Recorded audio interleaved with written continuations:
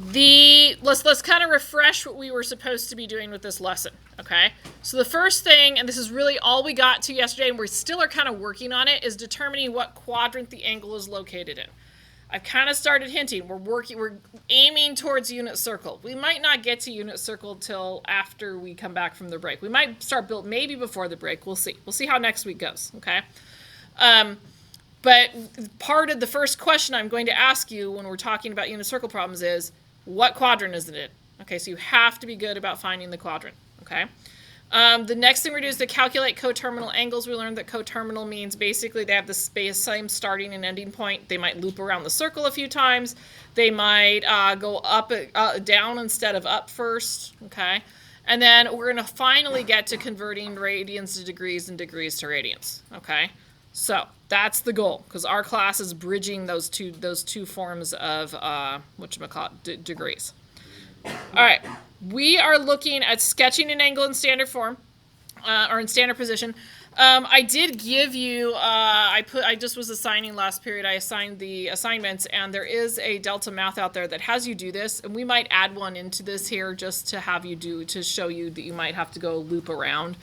So you're gonna have to play with that a bit. I didn't play with it and look at how it exactly worked, but hopefully you'll figure it out, okay? All right, I'm sure that they have a little video showing you. So 2 pi over 3 is where I got to go next, okay? So I'm going to start by drawing my xy axis, okay? And even if I was doing this in Delta Math, you guys, I may still sketch or something off to the side to kind of at least figure out where I'm supposed to land in a quadrant, okay? So we learned yesterday we have to look at the denominator first. So how many am I splitting the top into? 3. And I'm on an xy axis, so I'm not worried about where the black lines are, right? I'm just going to I'm going to do it in pink, okay? So I'm starting here, okay? And I'm going to kind of dash in 1, 2, 3, right? So how many pi wedges or how many am I going to count? 2. So I'm going to go 1, 2, and here is the angle that I'm going to be sketching. So we ended up in quadrant 2, okay? Any questions on that one? All right, let's take a look at C then, okay? So I am going to, again, I'm going to start by sketching my xy axis. That's where these all start, okay? And then what am I going to divide the top or the bottom into? 3. Okay, and I'm going to do it on both the top and the bottom this time. So I'm going to go it's kind of like 1, 2, 3. So we're ignoring the black lines, right? The blue lines are where we're dividing the pi up. Okay, I always start on my initial side on the positive x-axis. All right. Am I supposed to go up first or down first when I count this time?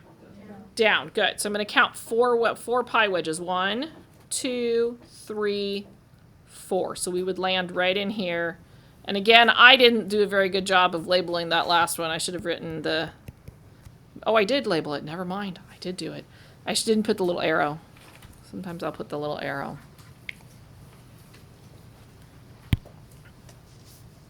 Okay, we're going to add in a problem D, because I wrote these notes before Delta Math was even invented. So I'm going to add in something I noticed in Delta Math. So you're ready for it, okay?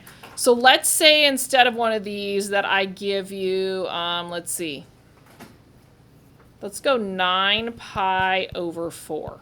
Okay, let's say I'm going to graph that. Okay, so I'm going to still draw myself a nice xy axis. Okay, what do I need to split the top and the bottom into? How many wedges? 4. Okay, so I'm going to go, I know that I'm going to include my axes this time, and I'm splitting these in half. And I'm just dashing in so I can count, right? I'm using those to help me count.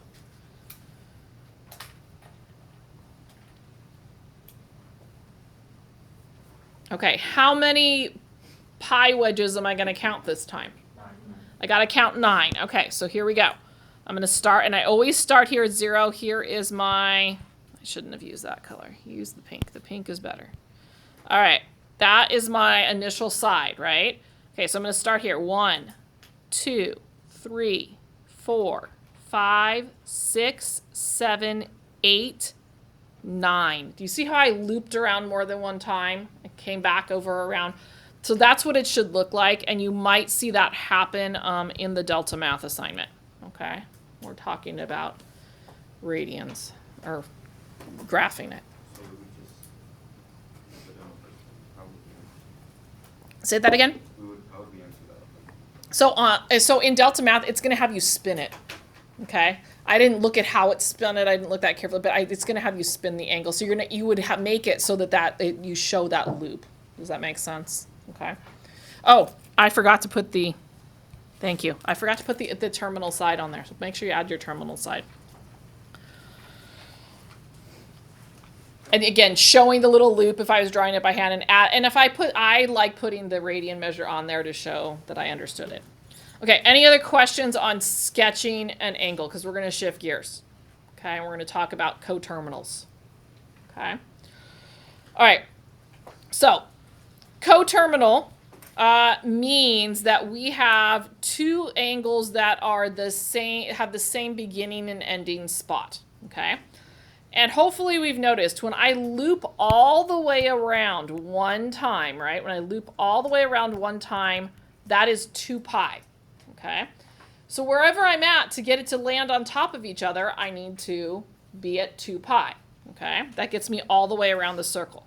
So the way that we do this is we add, well, it depends on the question, but usually where we start is we try adding and subtracting 1 full revolution, which is 2 pi.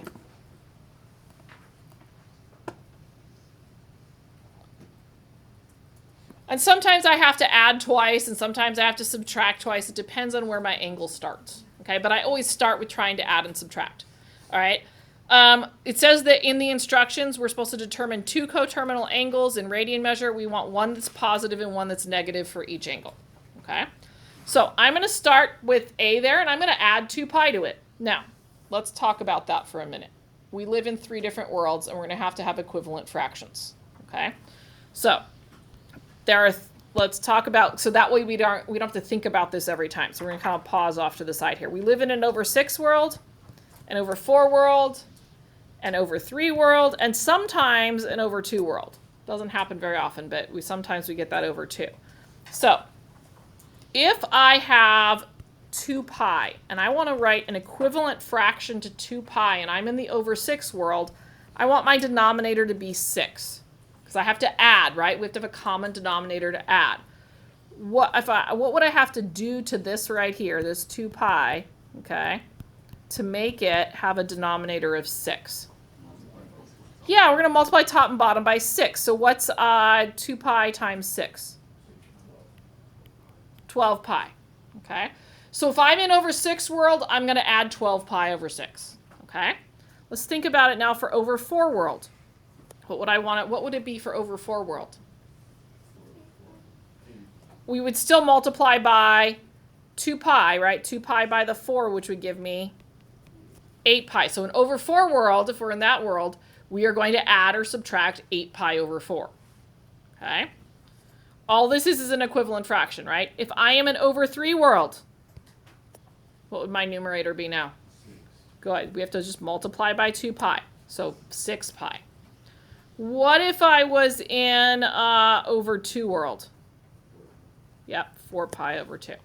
Now, those are the standard ones we see. Does that mean that they're the only ones that exist? Absolutely not, okay? They could put a 10 there. These are the ones, though, that you should just know, and I'm not going to explain the equivalent fraction again, okay? We're just going to use the equivalent fraction, okay? All right, so we are going to I'm going to find 2 coterminal angles. I'm going to start with the angle that I'm given, so pi over 6, and I'm going to add 2 pi. But my adding 2 pi is going to look fancy. It's going to be the 12 pi over 6, right? Because I'm in over 6 world, so that's the 2 pi I'm using. All right, so it's 1 pi over 6 plus 12 pi over 6. 13 pi over 6. So if I was going to sketch that, they would land in the same place. Okay, it would be kind of like what we did here with the 9 pi over 4. They would land on top of each other. Okay. All right, I'm now, because it said it wanted one positive and one negative, I'm also going to subtract 12 pi over 6 to see if I can get a negative one. So what's pi over 6 minus 12 pi over 6? Negative 11 pi over 6. Okay, it's adding and subtracting fractions, right? Which I know is not always our favorite, but we have to be able to do it. Okay, let's try again with 9 pi over 4. Okay, so I'm going to start by adding 2 pi. What's my 2 pi going to look like this time? It should be 8 pi over 4, right? Because I want to be an over 4 world. So what is 9 pi over 4 plus 8 pi over 4? 17 pi over 4. Okay. I am going to now subtract and see what happens. So 9 pi over 4 minus 8 pi over 4. What do we get for that? Pi over 4. Okay. Did I get a negative angle? No. I need to do it again because I didn't get a negative angle. So this time I start with where I ended. So I'm going to go pi over 4 minus 8 pi over 4, which is going to give me, good, negative 7 pi over 4. So usually what I do on this test question, you know how I have those little drag and drop ones where you've got to match, like, or I think it's a box usually, and we drag and drop and we have to match the ones that are coterminal and the ones that aren't. So I'm going to give you a bunch of these, and you have to test to see whether they're coterminal or not. You might have to add 2 pi more than one time or subtract 2 pi more than one time, okay? For our purposes here, they just wanted one positive and one negative. It didn't matter. So there's lots of correct answers, okay? All right, any questions on B? All right, let's look at C. Actually, I'm going to probably have you try C on your own. So on C, remember, you're going to add 2 pi and subtract 2 pi. In over 3 world, what does my 2 pi look like? Good. So you're going to use 6 pi over 3. So I'm going to give you a minute. Try adding and subtracting on that one.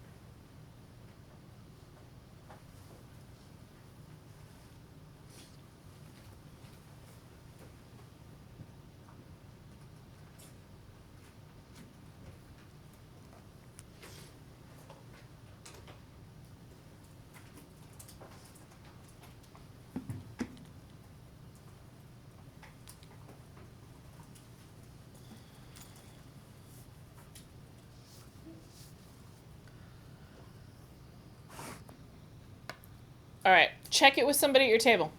Make sure you guys got the same thing.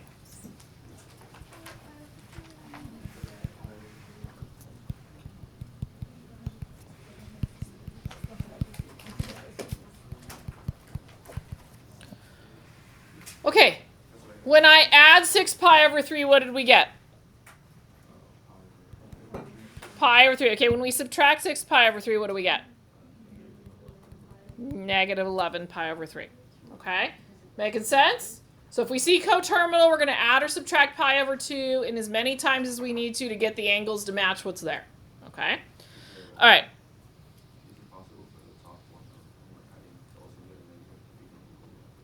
Yeah, so if my negative was big enough, like if that had been, let's see, if I had started with negative 11 pi over 3, right, if I had started with this, I would have added to it, and I would have gotten back to the negative 5 pi, and then I would have had to add again to get to the positive. Does that make sense? Okay.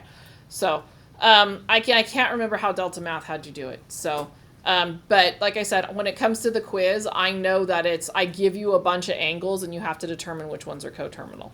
Okay, so you might have to add or subtract a couple of times. Okay. All right. Guess what? We're going to get rid of complement and supplement. I don't have it on any of the assignments, and I'm not going to test you on it. So let's not go back and do that. Okay. Let's go here. We're going to review degrees really quick. Okay. All right, so degree is another way to measure angles, okay? We are very familiar with degrees. You have been doing degrees since, I don't know, elementary school somewhere. I know you started measuring angles in degrees, okay? So, 1 degree equals 1/360th. I hate writing fractions that way. It drives me crazy. Let's do this. 1/360th of a circle. That says 360. Let's try this. There we go. That's a little better. Okay. So if I was going to divide the circle into little wedges, I would divide it into 360 of them to represent all the degrees. Okay. When we're looking at a circle, okay, or the coordinate plane, this is 0 degrees. What do you think this one is here? 90. Yep, 90 degrees. How much is it here?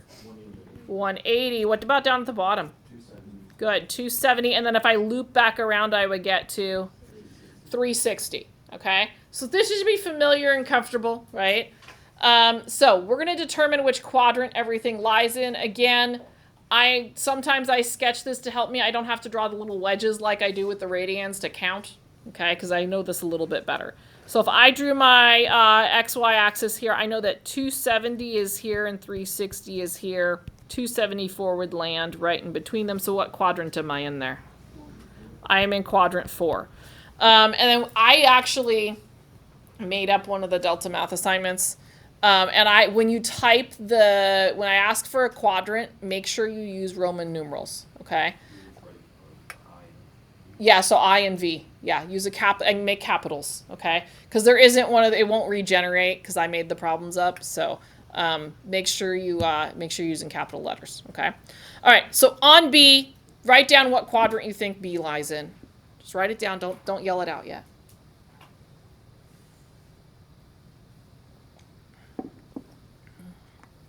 Okay, where does that one land?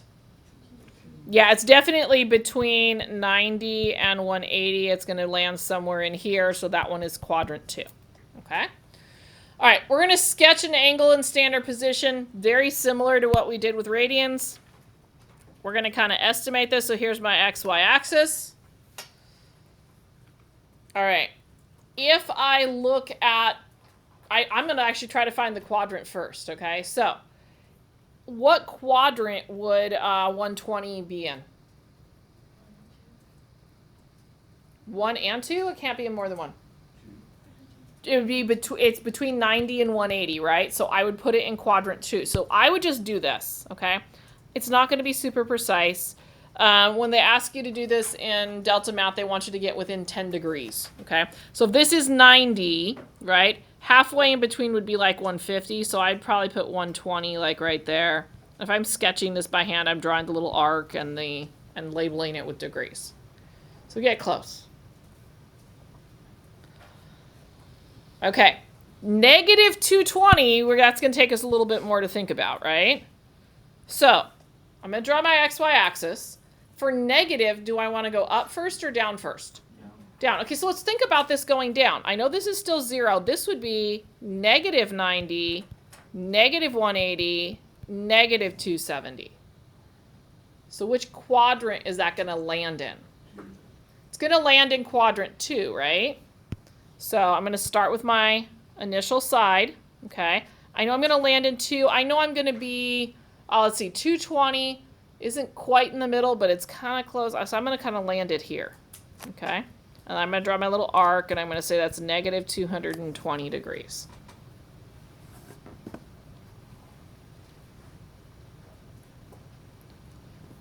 Any questions on that? No, the quadrant names don't ever change, okay? The negative, remember, is just a directional thing, okay? So, but the quadrant names are always the same, okay? All right, let's take a look at example 7. So it's asking us to be coterminal again. So, and same instructions as we had before, right? I need 1 positive and 1 negative for each angle. So if I am talking about degrees, in radians, we use 2 pi to go all the way around. What are we going to use for degrees? Yeah, we're going to add and subtract 360. So this is a fancy way for saying add or subtract 360 degrees. This one's going to be a little bit more intuitive because you have a better idea of if you would need to probably add or subtract, okay? We need one positive and one negative. So I'm going to start with 45, okay? And I'm just going to add 360 and subtract 360. So 45 plus 360. What do we end up with? 405 degrees. Good. All right, I'm going to go 45 minus 360. What are we ending up with there? Good. Negative 315 degrees. And again, if you need a calculator, that's fine.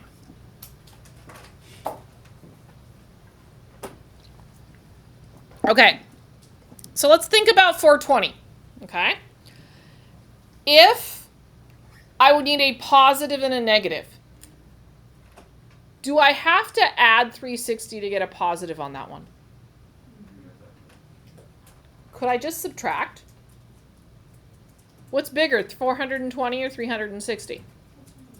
420, right? So I could on this one use my good number sense, right? And I could just subtract, and then I don't have to do like 3 problems, right? So let's do 420 minus 360. What do we end up with? Okay, 60 degrees. Did I stay positive or did I go negative? I stayed positive. So I got my one positive even though I subtracted because the 420 was bigger than 360. Okay. All right, I'm going to go from the 60 now, right? And I got to go 60 minus 360. What's that going to give me? Negative 300 degrees. So again, when I sketch a graph of all 3 of those angles, they would all land with the same initial and terminal side. Okay? All right, I want you guys to try the negative 135. Get one positive and one negative. You might have to add, you might have to subtract. See if you can figure it out.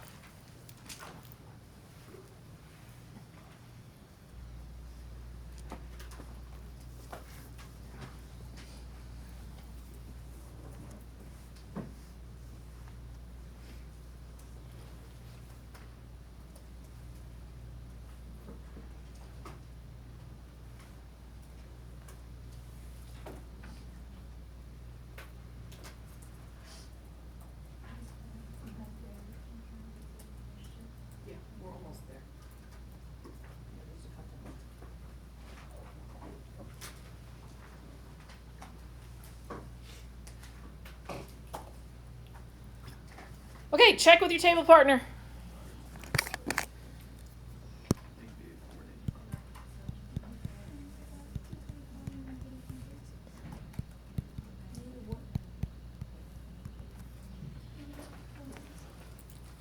Okay, what did we get when we added?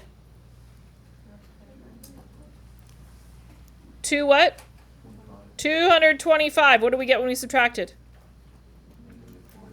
Good. Are those the only coterminal angles? Could I subtract again or add again? Totally could, right? The number of coterminal angles is infinite, right? So I can keep getting coterminal angles. I can keep spinning around and spinning around. Okay. All right, we're going to get rid of example 8. Okay. We're just going to do this last little bit. So there's like, I don't know, 6 examples left. Notice that they don't want us to use a calculator on these. It says rewrite into radian measure as a multiple of pi. Do not use a calculator. What I mean is we're not getting decimal values. We're getting exact values on these. Okay. We should not be hitting the pi button at any time in our calculator. Okay. All right. So you got to remember a formula. Okay. So to go from degrees to radians, we know radians have a pi in them, right? So to do that, we are going to put a pi in, the pi has to be in the numerator. So you're going to multiply by pi over 180. If we are going the other way, we want to get rid of the pi. So we're going to do the reciprocal. We're going to do 180 divided by pi. So if we're going radians to degrees, we put the pi in the bottom. Okay? So the pi goes wherever, if you need to add it in, it goes on top. Take it out, it goes on the bottom. Okay? What's wrong? Say that again. Oh, did I put rad? Oh, instead of radians? Oh, after it, did I put this? Okay, it just means radians, so no big deal. Okay. All right, let's take a look at, we're supposed to go from radians to, or from degrees to radians, right? So do you see a pi in any of those examples? No, so I need to get the pi in there. All right, so I'm going to do 135 times pi over 180. Okay. All right, now I'm going to pretend we have no calculator at all. Okay, and I'm going to kind of go back to how I would do this if I didn't have a calculator. So say it's like an SBAC problem, okay, or an SAT problem, right? There isn't always a calculator available, okay? So what number definitely divides 135 and 180? 5. Okay. Or say I don't give you a nice enough calculator, right? Say I just give you the little 4-function one, right? Okay. So we know that 5 goes into 135. Help me out. How many times? 27. Perfect. Okay. How many times does 5 go into 180? You can use the calculator. That's fine. But how many times?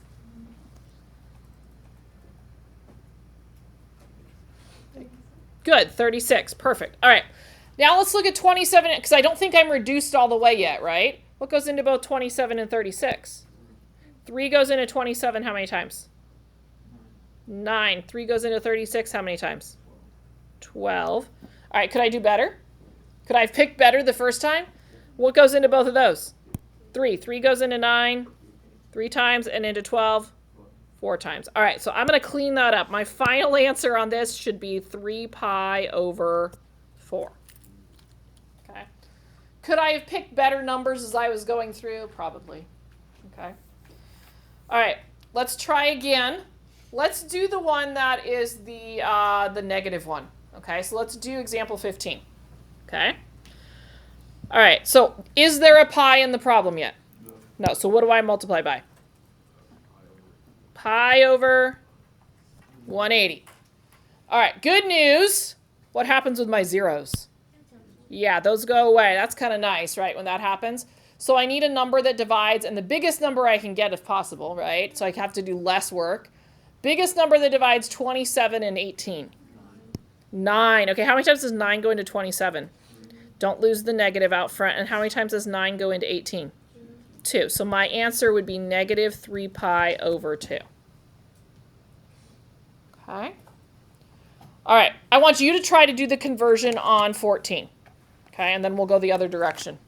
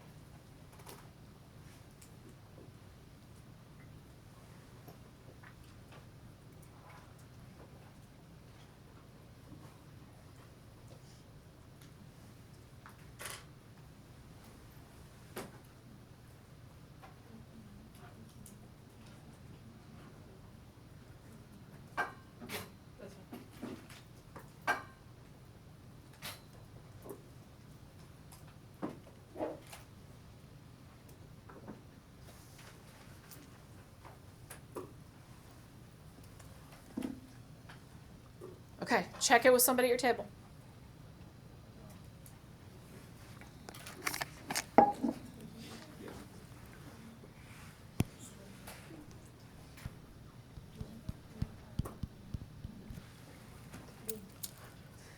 Okay, so we got to add pi in. We're going to multiply by pi over 180. What happens with my zeros?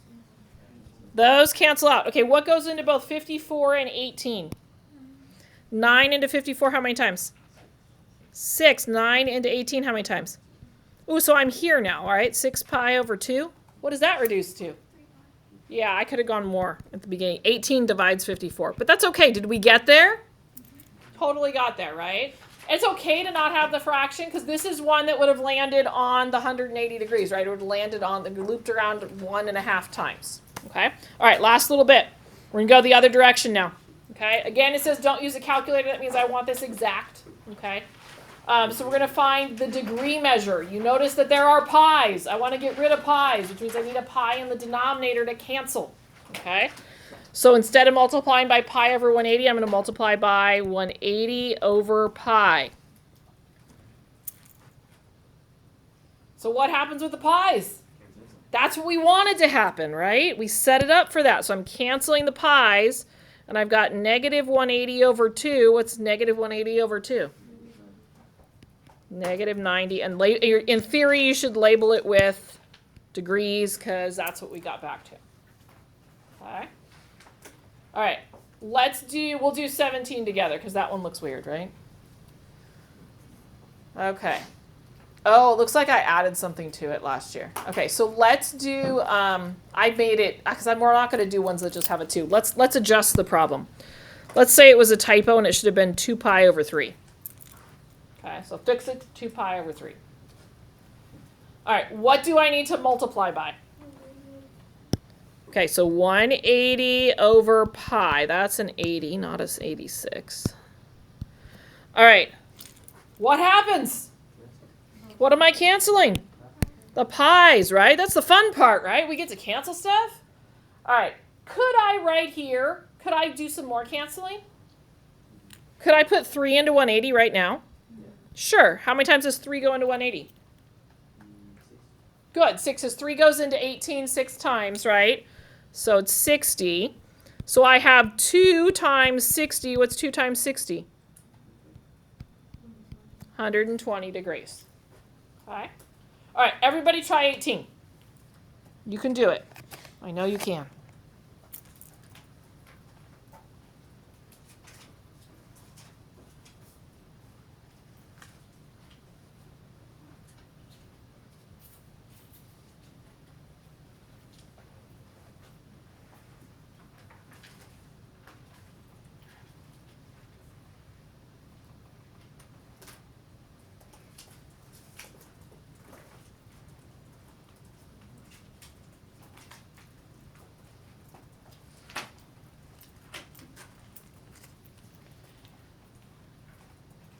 Okay, check it with somebody at your table.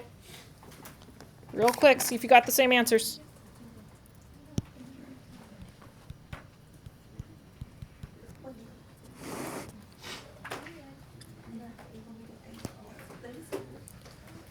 Okay, did I multiply by the right thing? I want to get rid of pi, right? Think about it this way. If I had it done it this way, wouldn't I have now had pi squared? That's kind of weird, right? So it should be obvious which one you have to multiply by when it comes time for the quiz, okay? All right, pi's cancel. What else cancels? 2 into what? 180, how many times? 90. And so I've got 9 times 90. What's 9 times 9? 81 with a 0 on the end, right? 810. Okay? All right, technically degrees, right? Any questions? All right? It's not meant to be hard, okay? This is not the part that's hard. So you have the rest. I know there's not a lot of time left, but there are some delta maths out there to practice. There's 3 different ones because we kind of had 3 different things here, okay? So please, please, please practice. See if you can pull open the one where the first one, I think, is the one where you have to spin the angles. See, and we can, if we need help spinning them, I can help, okay? Huh? I think I put them all due tomorrow. I might not do a full in-class lesson tomorrow, so I haven't decided yet, okay?